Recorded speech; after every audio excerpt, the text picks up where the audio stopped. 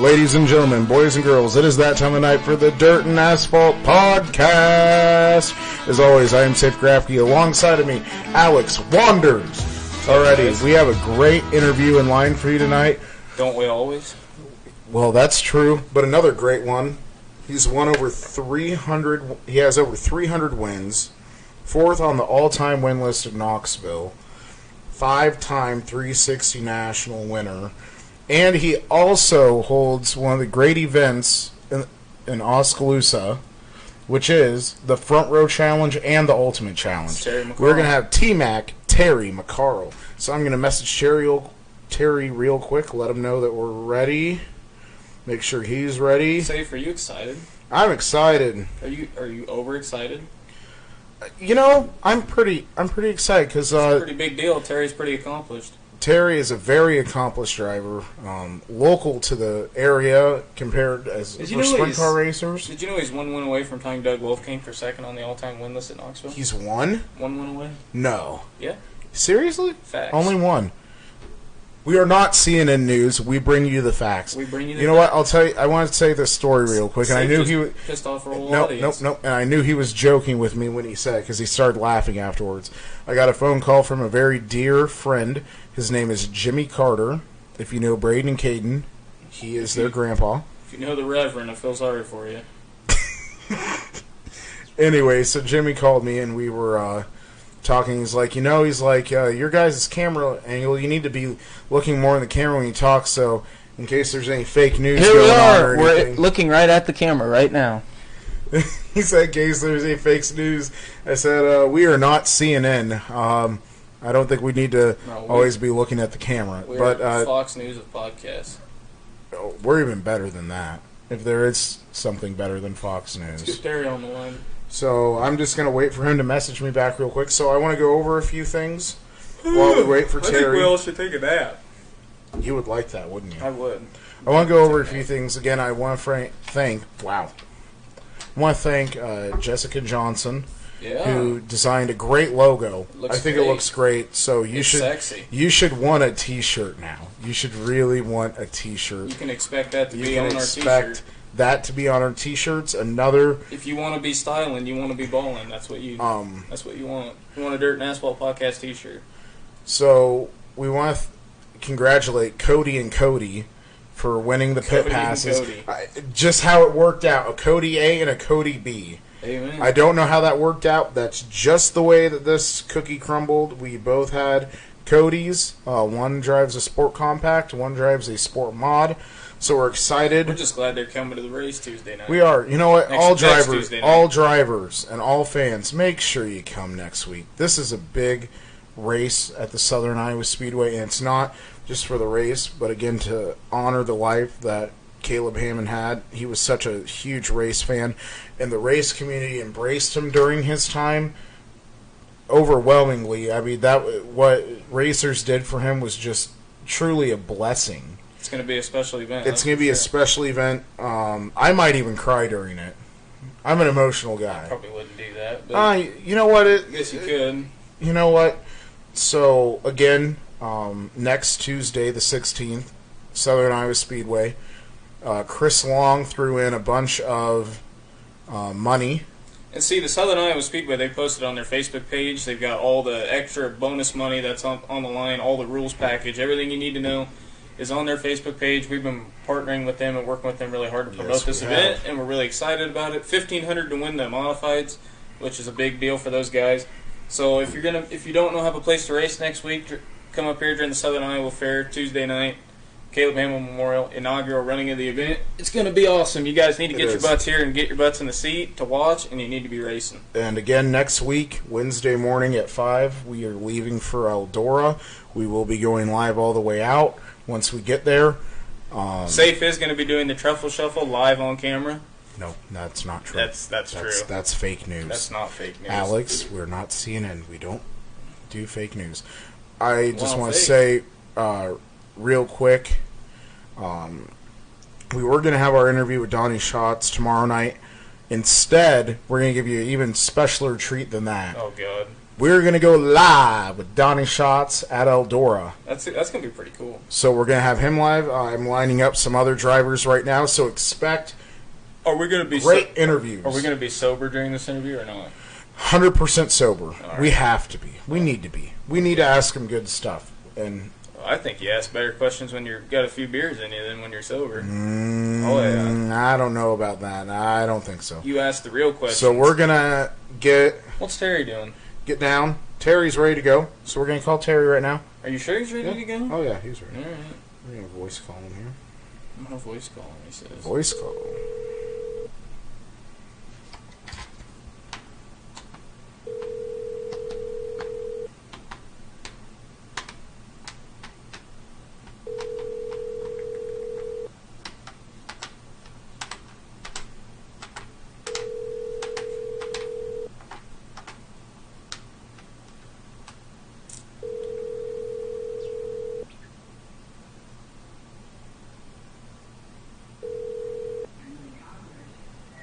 Hi, you reached Terry McCarl. Leave your...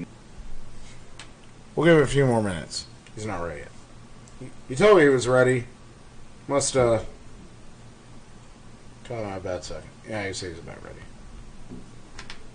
So, while we wait for Terry, a couple other things we can go over. One, thank you to the fans, real quick, too, because we are over 550 likes and follows, Alex. That's pretty special, man. That's awesome. And also, something else that you probably don't know is that Alex is working on something awesome. He's compiling all of the racers that have raced at Southern Iowa Speedway. He's figuring out how many wins. Just an all-time win list. An all-time win list. That's what I mean.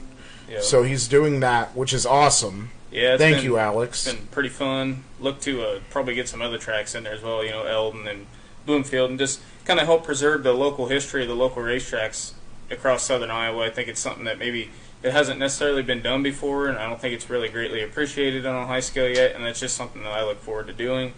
Obviously, I got the Southern Iowa Speedway Sport Mod all-times win list on there. I'll probably have the Sport Compact list up either today or tomorrow, and then it's going to take a little time to put a stock car and a modified or a hobby stock win list together, just because they've raced there for so long. And drivers too. Well, it's a lot of the other stuff you can go to the internet or you can go to your local paper and find that stuff. Some of the other stuff is going to be a little bit more difficult to find. I mean, if you have any of that information out there, I'd love to have it from you, just to put a list together so we can put it on our Facebook page and get that out there. I just think it's really cool. I think a lot of guys, look at their stats, and they may not say they're big stat guys, but I think we all know deep down they're stat guys. So Sure. yeah, absolutely. So Terry just messaged me and said he is ready to go.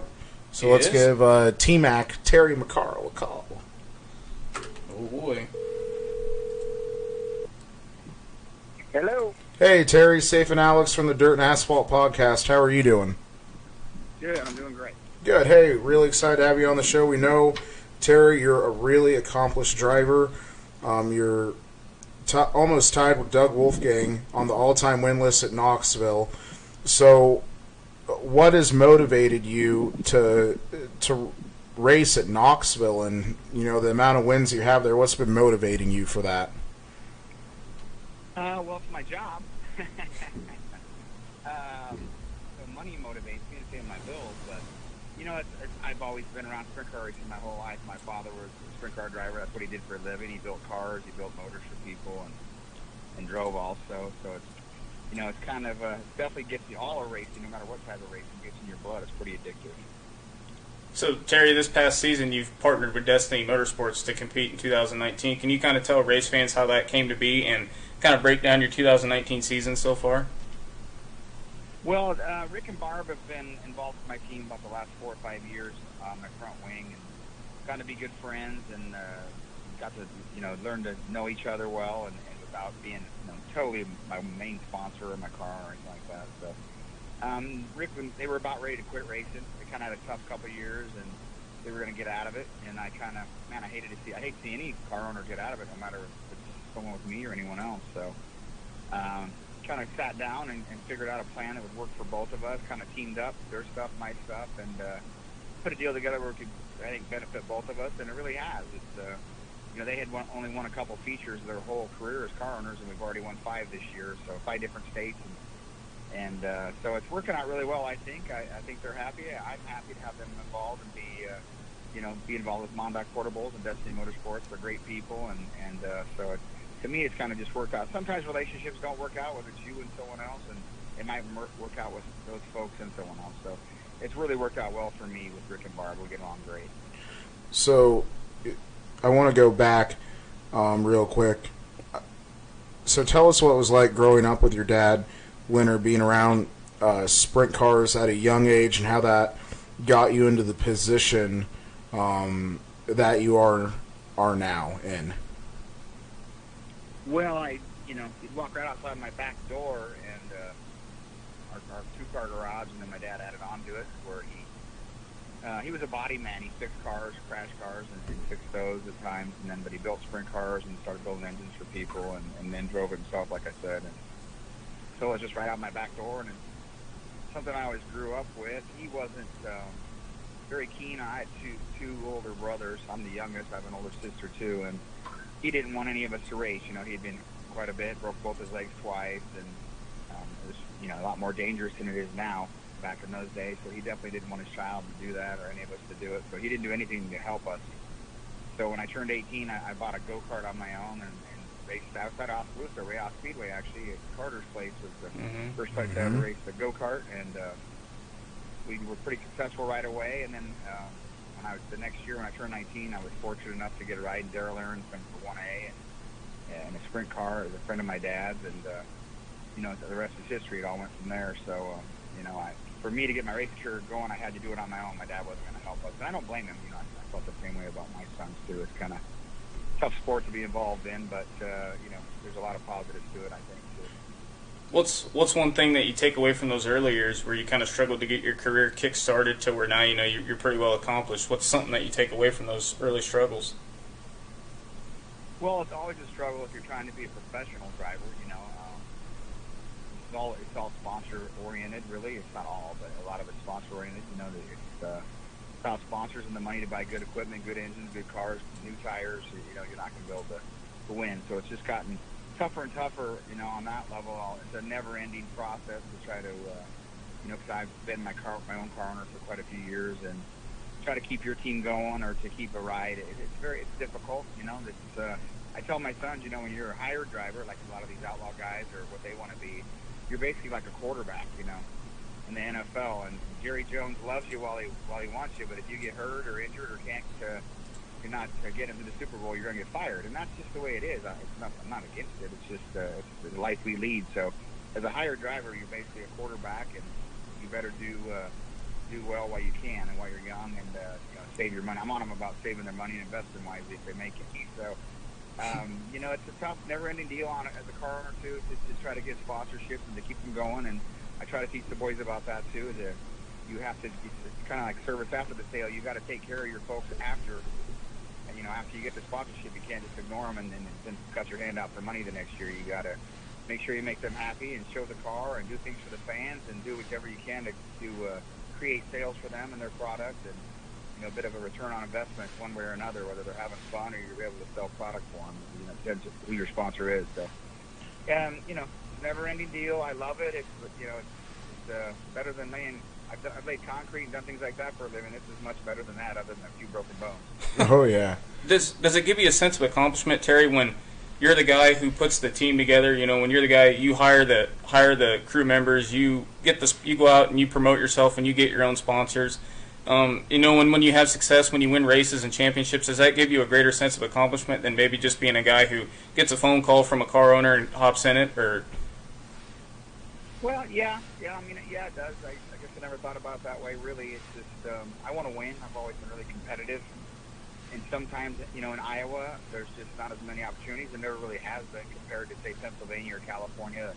The population in those areas is so much more, which it creates more businesses and more businesses that are able to possibly sponsor a race car, sprint car, or whatever. So, Iowa's lucky in that we have Knoxville, the greatest dirt track in the world, really. But it's hard being a sprint car driver because there aren't really that many other racetracks to go to. So, not as many sponsors as there is out in California and PA. So, it's a never-ending process, and I'm always happy when I win. If I win in someone else's car, I win in my car. But yeah, there's a little more there when you know that you set the car up yourself and you decided on what motors you're going to have, what cars you're going to have, and who you're going to hire. And it's basically you own your own business. Owning your own business, I think, is great, but it's very difficult. As long as you can pay your employees on Monday morning and pay all your bills, I really enjoy it. But it's not for everybody. So Terry, I want to go back. You were talking about how your dad didn't want you to race, and you've mentioned your sons, Austin and Carson. So, what's it like being the dad to Austin and Carson, and going out there and competing against them weekly nights? It's hard. It's hard. They don't really get it. They don't understand what it's like to be the dad, have to compete against your kids. And I told them they'll never understand it until they have a child of their own, and then I think they'll get it. But as a parent, you want them to be safe no matter what, and then of course you want them to win or do well, and so there's a lot of emotions involved being a parent, whether it's a mom or a dad or anybody. But to be behind a driver like that is a pretty tough thing to do, and there's, like I said, a lot of different emotions come into play, and so it's hard I'm really good at blocking stuff out and just staying focused on. But when it's the boys, I know who it is, and I want them to win. I want them to do well, not get hurt. So it's tough racing against them. I'd like to get back on the Outlaw Tour so I can get away from them if I could. Yeah, no doubt. So if with everything you just said there, if you were getting out of sprint car racing, obviously we know that you promote the Front Row Challenge. Would you see yourself becoming a promoter then, or is there something else you'd want to do instead of that? I would say I'm going to be a promoter. I'll definitely do something in racing. It's what I know. It's my passion. But I really love promoting. I tell the story a lot. When I was a little boy, the speed sport used to come and have different. Back then, there was no internet and no social media.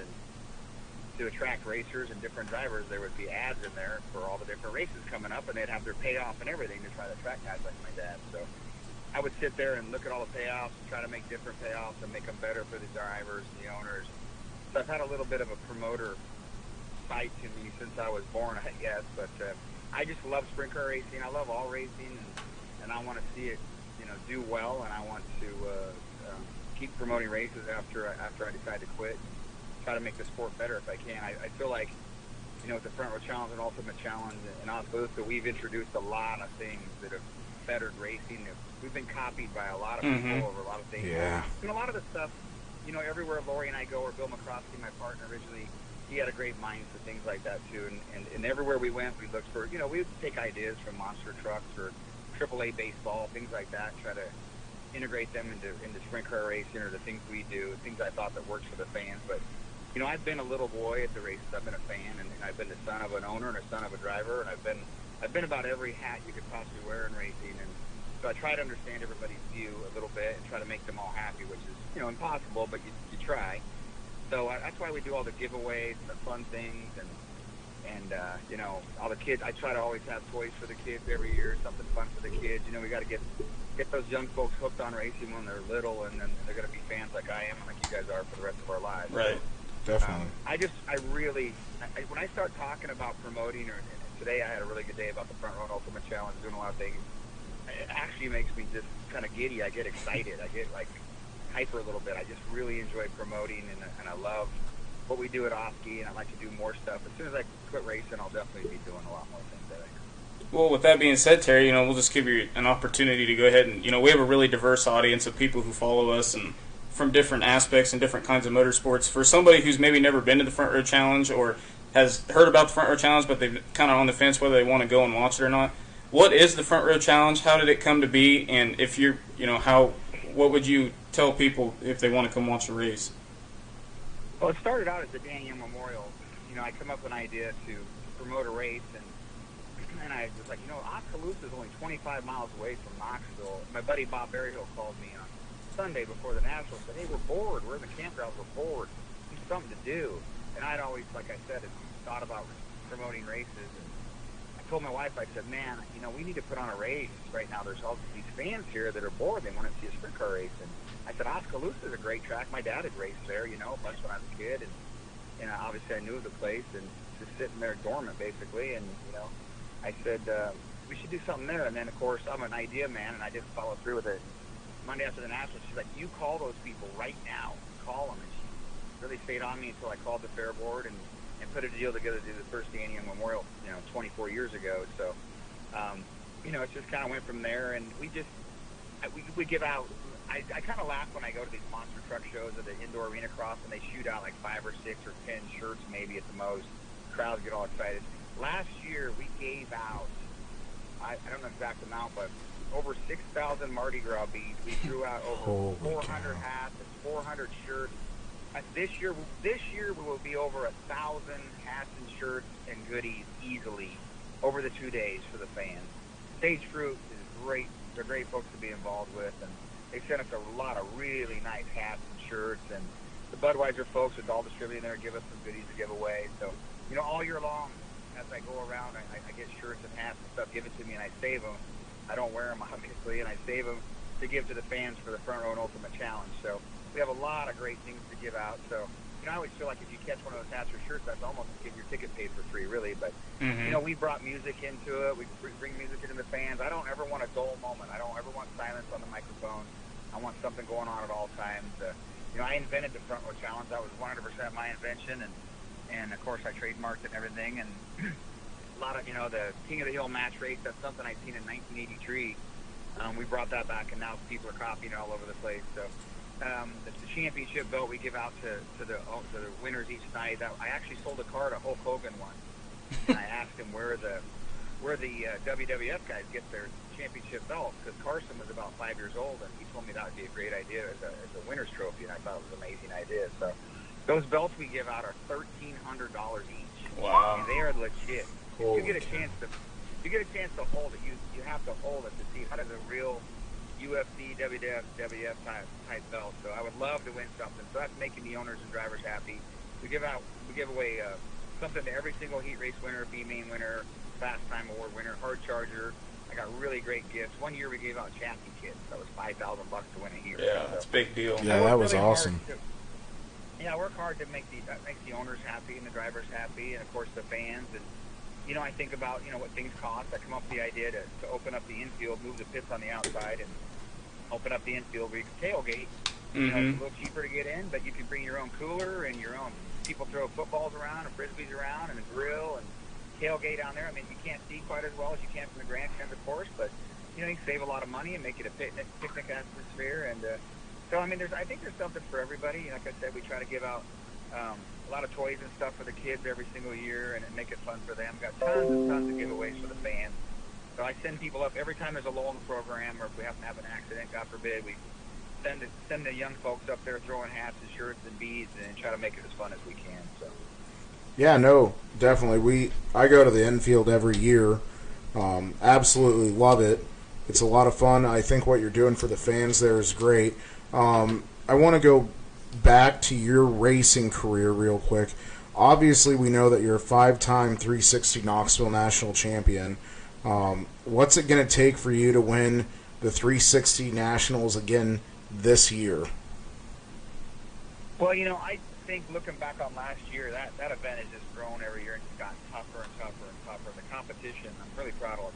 We're proud of all my wins, of course, but last year there's 100 cars in the pit area, and I really felt like it was the toughest competition. There's a lot of really, really good drivers there and teams, and basically like an outlaw show without Donnie Shops. But to win that one was pretty big, and I actually lost a shock bumper. For those folks out there listening know what that is. I lost a shock. I was leading, and couldn't figure out why I got loose, but I lost my bumper off my left rear shock, and it makes it pretty difficult to drive. And that lost me the lead. But then once it started to lay a little bit of rubber, that actually helped my car, made me better in the rubber, so it kind of got me to lean back. But it was a great race for the fans.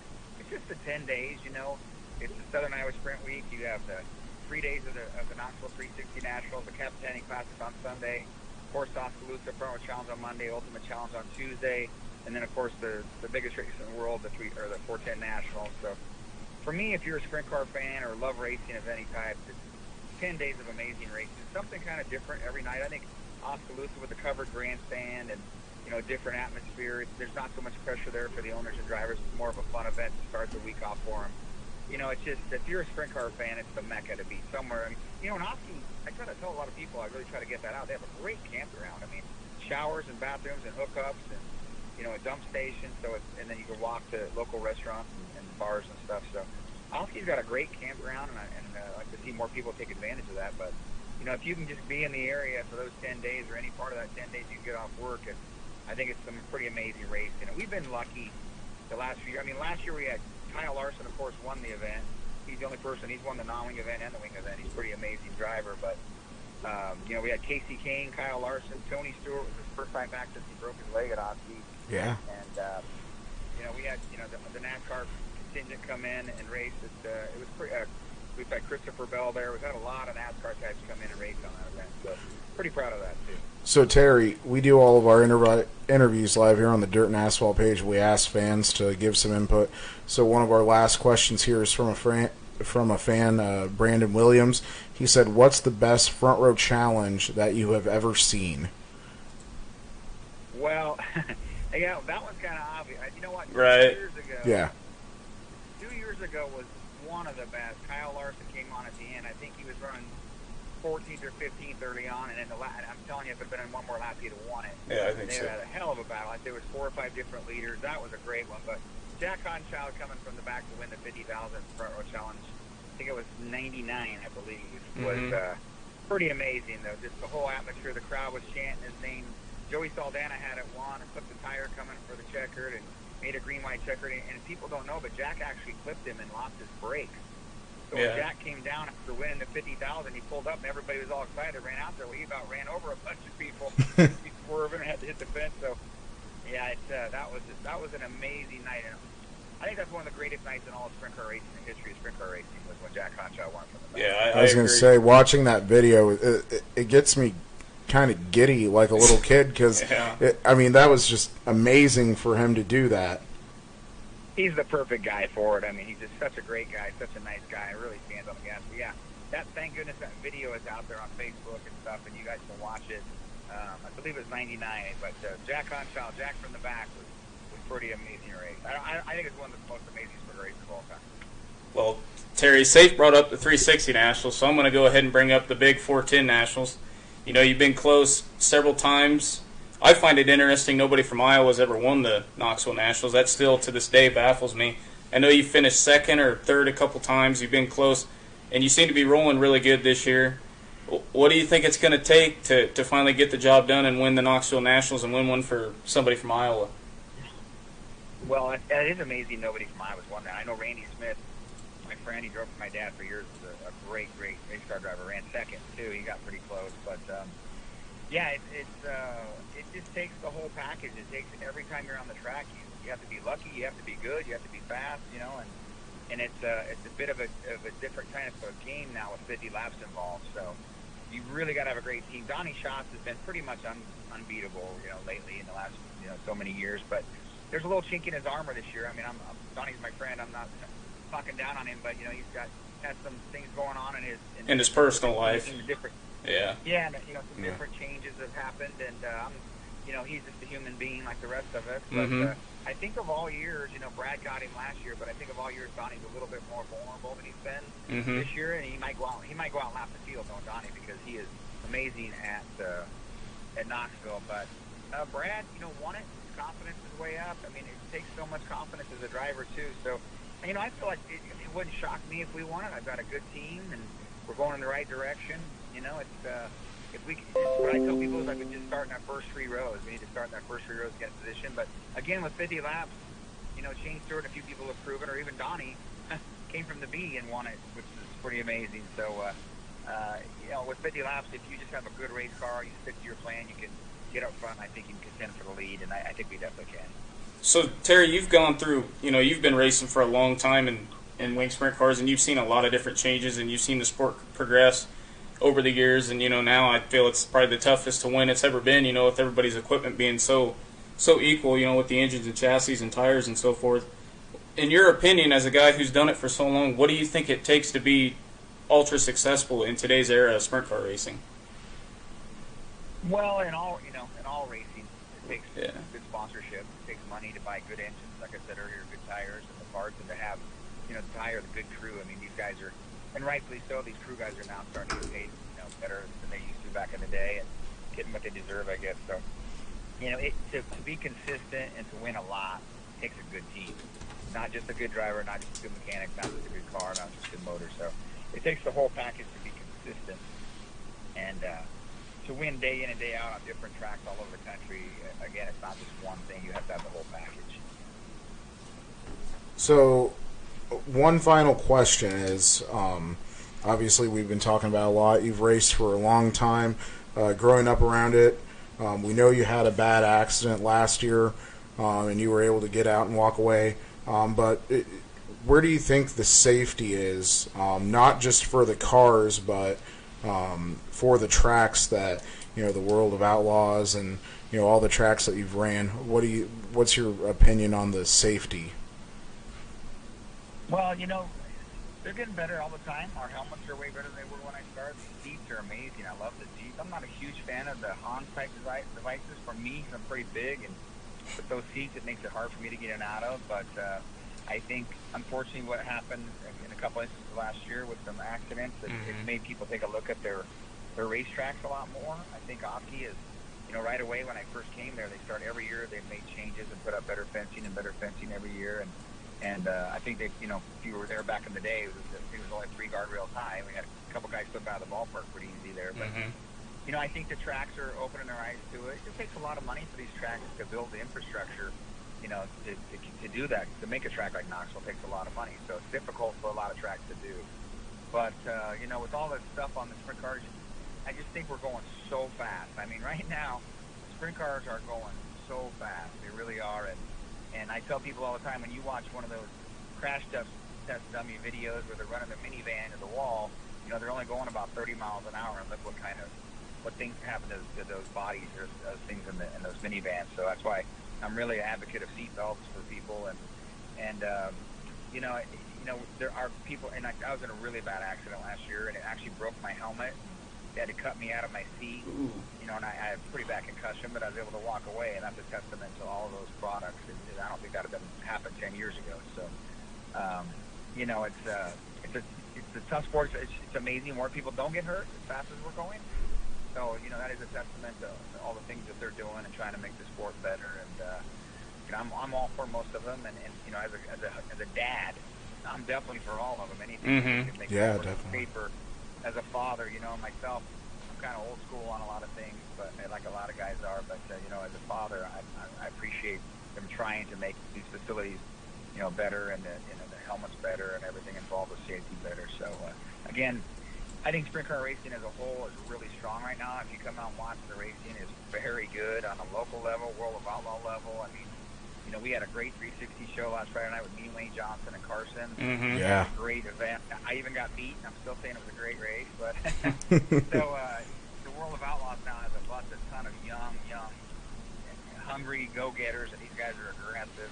But the racing has been amazing. Sprint car. I watch sprint car. I don't get to watch that often. When I do, I think these guys are crazy. When I've been able to sit in my suite and watch it, I think sprint car drivers and sprint cars in general are crazy. So as a race fan, I don't think there's any racing better. But, I'm a fan of all racing.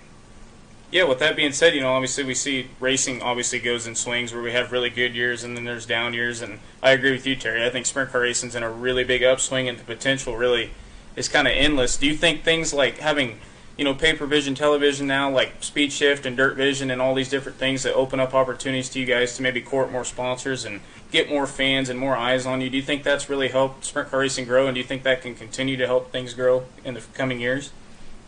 Well, I'm a fan of it at home on my tech. I love watching racing every night on something, but as a promoter, I'm not a huge fan of pay-per-view stuff. I really haven't seen too many promoters make much money from it. And okay. I get a lot of people. I get people mad at me every year at Oski because they want me to throw on pay-per-view. But I know from talking to different fans back when Knoxville was live on TV, they used to sit out in the campground and watch it live for free on TV, and then go hang out with everybody after the races. And so it's a double-edged sword. I don't know. I mean, you can't stop technology. I mean, I love it as a fan. I mean, gosh, I love it, and I get my butt chewed by the fans every year for not making Oski a pay-per-view deal. But I don't believe in it on my end, especially because of what we're doing. We're obviously playing off of the coattails of the Knoxville Nationals and the campers all around. And if I had a normal show at Oski, would I do pay-per-view? Sure, I would. and to see it to give us a return. I don't know all the exact numbers on kind of return that they would get, but right now it isn't big enough for us to do. You know, I mean, all the people sitting over there in the campgrounds to see, you know, if the weather looks iffy. We've had a lot of those days where the weather looked like we were going to rain out, and it didn't. They're going to sit over there at Knoxville or sit over at Red Rock or sit at Dingus, and I don't blame them. I do not blame them, and sit and watch it for free on pay-per-view. So right now as a promoter, I don't like it as a promoter, and the event that I promote, that we promote, and like I said, the proximity to the Knoxville Nationals and the campers that we're playing off of. But as a fan, I love it. I mean, it's amazing. So, you know, and I see that the World of Outlaw crowds are certainly not down because of it, and everything that they have is live. So it's one of those things, like I say, technology is amazing, and sometimes it's good for you, sometimes it's bad for you. And as a fan, I love the pay-per-view, but right now for us as promoters, I'm not a fan of it at this point. Definitely. Well, Terry, we don't want to take any more of your evening away from you. Alex and I want to thank you for coming on and giving just a great interview, a great insight on who you are, what you're about, and the Front Row Challenge and everything. The fans of the show here on the Dirt and Asphalt podcast, they want to thank you as well for giving up your time so we can just hear about you. So thank you so much, Terry. We'll look forward to seeing you Saturday nights, and then obviously at the Front Row Challenge, we look forward to seeing you there. Don't forget about the Ultimate Challenge. And the Ultimate Challenge, yes. The Front Row Challenge is the 410s and the 305s on Monday. Tuesday's the Ultimate Challenge is back, ASCS National 360s and the non-wing Power I War non-wing 410 cars. So pretty excited about bringing the non-wing cars. I'm a huge non-wing fan. They put on a great show at Knoxville last week, and I think Oski actually puts on even a better show for the non-wing cars than Knoxville does. So looking forward to having them back. So it's a full week, Monday and Tuesday, and then of course Knoxville starts after that. Sounds good. Well, hey, thank you again, Terry. Thanks for having me. Good luck the rest of the season. Yeah, good luck. Thank you, guys. We'll see you soon. Yep, Sounds good. Bye. Well, there you have it, ladies and gentlemen. That was Terry McCarl. That's Terry McCarl. Felt like a giant Front Row Challenge promo interview. Hey, you know what? It was a good interview. He's got to get his stuff out there, I too, agree. but honestly... but no, if you've never been in the Front Row Challenge in all seriousness, or the Ultimate Challenge, Yeah, like Terry brought both. up, I'm glad Terry brought that up, the Ultimate Challenge. That's definitely a race you don't want to miss. Best non-wing cars in the country will be here, most likely, and they put on a show. They get 3-4 wide. They throw sliders, and it's awesome.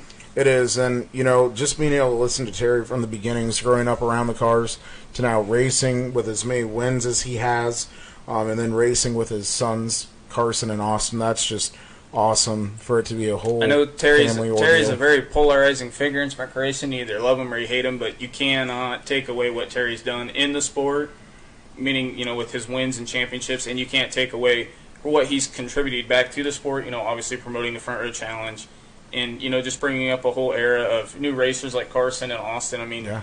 he's paid his dues, and he's definitely he's earned everything he's gotten. So, And again, if you haven't ever met Terry, you know, meet him. He's a nice guy. He really is. You'll like him, and you know, you just can't be scared to go up and talk to these guys.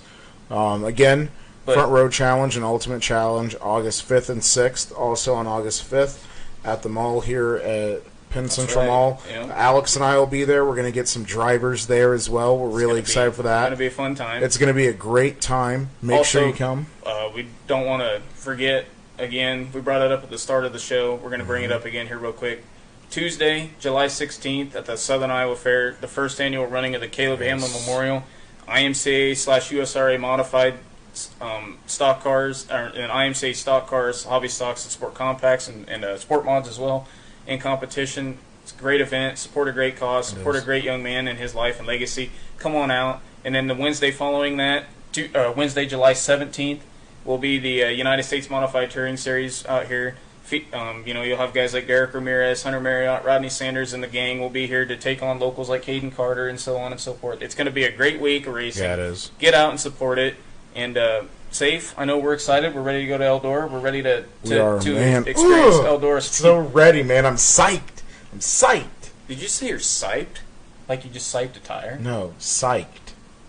Dude, I don't know. That's not what it sounded like. Well, Don't I said pretend that's what it psyched. sounded like. Again, thank you, race fans. We're over 550 likes on our Facebook page.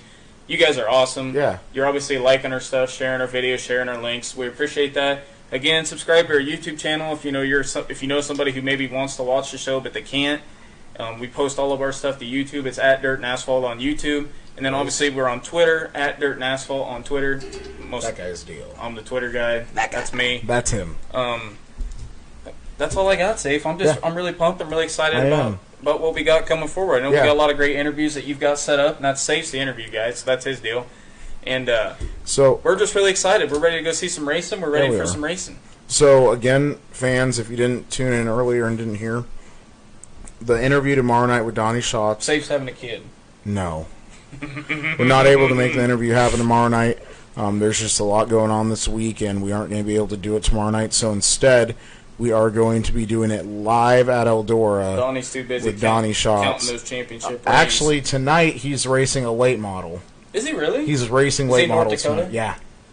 Yeah, he's pretty good up in that neck of the woods. He'll be good. I wouldn't be surprised he gets a win. So good luck to Donnie tonight. But yeah, so the one tomorrow night is canceled. Thursday night, we are going to have Doug Clark on the show. Boy, I'm really excited for that. If you don't know who Doug Clark is, he has been the flag man. If you don't know who That's Doug true. Clark He's is. been the flag man at Knoxville for as long as I can remember. He's been the flag man there. Probably 30 years at least. At least. And this is his last year as the flag man at Knoxville. Is that confirmed? That is confirmed. I can confirm. Okay. This is his last year as flagman at Knoxville Raceway, so we're really honored to have the chance to get to talk with a great guy like that. I'm excited. I think Doug's a great guy. He's one of the most legendary officials and flagmen, whatever you want to call him, in the history of motorsports. So exactly. And he's a really cool dude. If you haven't met Doug Clark, you better go to your local Casey's and buy a 12-pack and sit down, because Doug Clark's going to give you. He's a pretty entertaining guy. He is. So we're really excited that again. We're excited for Eldora. We are going to be live streaming on the way out. When we're there, we'll be doing some daily vlogs as well that we'll post later. Oh boy! Oh boy! A lot of it's going to be a lot of it's going to be old Snape over there snoring. It's probably me trying to wake you up in the morning to go to the races. Well, you don't have to go to the races in the morning. The races are at night. That doesn't even make sense. That's about when you wake up, though. Well, why would I get up before noon? Why not? I don't know. Anyway, stay tuned for that. And again, we're really excited to go out there and meet Chris and Joe and Melissa and the rest of the guys at the Worldwide Sprint Car Fans. That's going to be good. We're going to actually get an opportunity to interview Joe and Chris out there. Yeah. Well, who's going to interview us? Why would anyone want to interview us? I don't know. Why not? I don't know. Why would they? I don't know. Maybe we will get interviewed. Question. We don't know if we will get interviewed yet, but we know that Joe and Chris are going to get interviewed. You know what we ought to do? We're going to interview a lot of drivers, too. I'm not going to tell you who, except for Donnie. I'm in the works with some other drivers. We're just going to keep you on your toes there. You think Robert Bell's going to be there? Probably. I doubt it. I bet he brings his non-wing. I doubt it. No, that'd be one heck of an interview. That would be the greatest thing ever. Again, too, local guys. Hey, modified guys, stock car guys. If you're interested in doing an interview, just get a hold of me. Or me. Or inbox me, or Safe, of Either course. one. I mean, just look at all that. Why wouldn't you want that? But what I'm saying is that we'd love to give you guys an interview. We'd love to give you guys the opportunity to come on our show. Just this week, Safe, we had over 11,000 hits on our page, so we're obviously growing. Again, thanks to you guys. But it's a great opportunity for you guys to come on here and expose yourselves, expose your sponsors to other people out there, and get your name out there, and really show and tell everybody who you are, where you race, what you're all about. I think it's a great opportunity, just me, but I'm also just a click bias. And I've been in contact with a lot of guys. We're going to have Nathan Woods on at some point. I'm not quite sure when yet. Todd Reitzler. That would be really good. Dolan and Damon Murdy. Oh, boy. If you don't know those guys, just watch on our page. We posted Dolan's first IMCA win at the age of 14 years old. That's pretty cool. So we'll have them on the show. So with that being said, Big Safe, I'm hungry. I'm ready to get some supper. Ladies and gentlemen, that was your exclusive interview with T-Mac Terry McCarl. Thank you for watching. Thank you for supporting. Get out, support your local racetrack. And as always, keep her clean and green and head to the front. There we go. That's it right there. We're out.